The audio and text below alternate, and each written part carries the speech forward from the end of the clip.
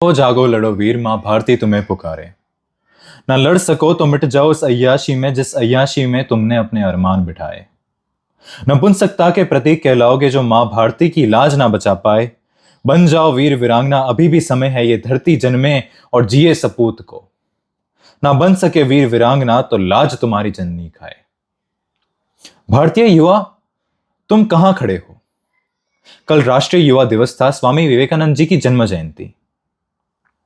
मैंने इस वीडियो का लेख तो 11 तारीख को ही तैयार कर लिया था, परंतु इसे रिकॉर्ड और अपलोड आज 13 तारीख को कर रहा हूं। मैं देखना चाहता था कि आज का युवा वास्तविकता में कितना जागरूक है, क्या वो अपने ओपिनियन रखने के लिए केपेबल है या नहीं।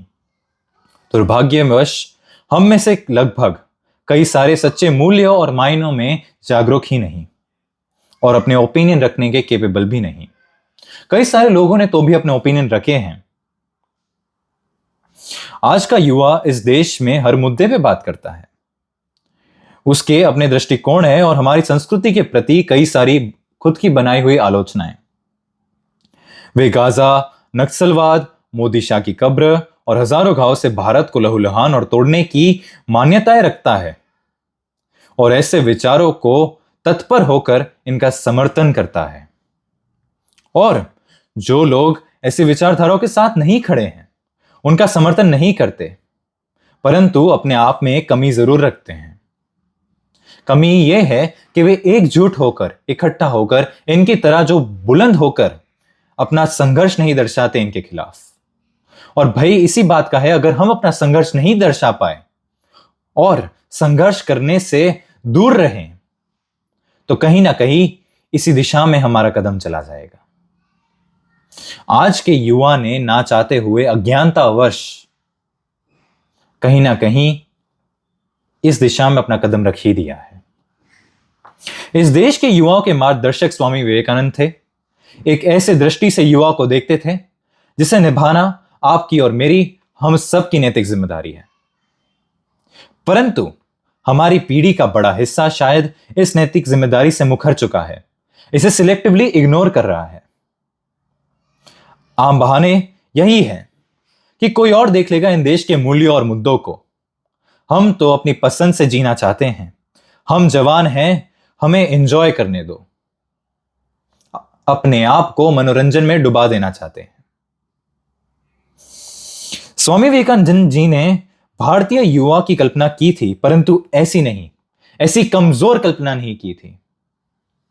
एक ऐसी युवा की कल्पना की थी जो बलिदान दे सके, जो मैं तत्व से परे हो, इन भ्रष्ट विचारों से परे हो, शस्त्र शास्त्र में निपुण, देश की गरिमा और उसको संभालने रखने वाली चेतना से युक्त सत्य सनातनी भारतीय युवा हो। ऐसे युवा की कल्पना की थी। वे अपने पूर्वजों के बलिदान को जान सके, पहचान सके और समझ सके, ऐसी युवा की कल्पना की थी। अपनी सांस्कृतिक जड़ों को बोझ नहीं, परंतु उसको उत्तरदायित्व की तरह उसका पोषण कर सके, ठीक जैसे उनके पूर्वजों ने किया था। वैसे इन जड़ों को संभाल सके, वैसे इस उत्तरदायित्व को संभाल सके।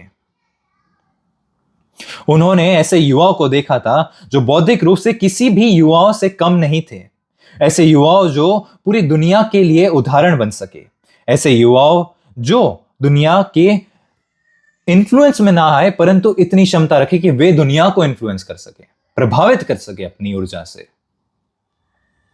लेकिन आज जो हम देखते हैं वे इस कल्पना से बहुत ही अलग हैं, बिल्कुल अलग है। एक हाथ में वेप, ई सिगरेट, शराब, दूसरे हाथ में मोबाइल फोन जिससे वे अपनी तथाकथित आवाज कहते हैं। पार्टी में लेफ्ट, लॉबिस्ट, लिबरलिस्ट्स के साथ बैठकर अपने विचारधाराओं को व्यक्त करते हैं और उस विचारधाराओं के मंथन से लगातार सनातन विरोधी और भारत विरोधी टूलकिट और प्रोपेगेंडा भरते रहते हैं। हम जवान हैं, जिंदगी जीने दो, ऐसी सोच रखना कोई गलत बात नहीं। युवाओं, ऐसी सोच जरूर रखें, इसका आनंद भी लें, परंतु इस आनंद में अपना व्यक्तित्व निर्माण ना भूलें। भारत के प्रति व्यक्ति और उसके दायित्व को ना भूलें, अपने दायित्व का आभास करें। वह ऐसा मार्ग देखे जो आपको आपकी विरासत का मूल्य समझाए और इस देश की सांस्कृतिक नींव अपनाने में मदद करें। समझ और सम्मान के साथ इस दिशा को अपनाएं। हम स्वामी विवेकानंद जी को असफल नहीं होने दे सकते और उन्हें असफल होना भी नहीं चाहिए। स्वामी विवेकानंद केवल कोई आध्यात्मिक गुरु नहीं थे, बल्कि भारत के मूल्यों के विश्वदूत थे। वसुदेव कुटुंबकम में सच्ची निष्ठा और विश्वास रखने वाले थे। भारतीय युवा और भारतीय अस्मिता के प्रतीक थे, जो ब्रिटिश और मुगल द्वारा गढ़ी गई भारत की छवि थी उसको उखाड़ फेंकने वाले थे। अंतर्राष्ट्रीय स्तर पर भारतीय संस्कृति के प्रतिनिधित्व थे। भारतीय युवा के लिए इससे अधिक सक्षम उदाहरण कौन हो सकता है? इससे अधिक रोल मॉडल कौन हो सकता है? उन्हें तो मसीहा का दर्जा देना चाहिए। उन्होंने सच्चे अर्थ में भारतीय युवाओं के लिए एक मार्ग छोड़ा है। आपका और मेरा कर्तव्य है कि हम इस मार्ग पर चलें। अपनी पसंद और अपने आनंद के लिए यह ना भूलें कि आपके पूर्वज भी थे। अपने पूर्वजों का बलिदान भी ना भूलें। वे हमसे कम उम्र में थे, उन्होंने खुशी खुशी अपने प्राणों को बलिदान दे दिया, अपने प्राणों का बलिदान दे दिया, ताकि आप इस देश में हिंदू की तरह जन्म ले सकें। आज आपका कर्तव्य है कि आप भी आने वाली पीढ़ियों के लिए वही भावना लेकर खड़े रहें।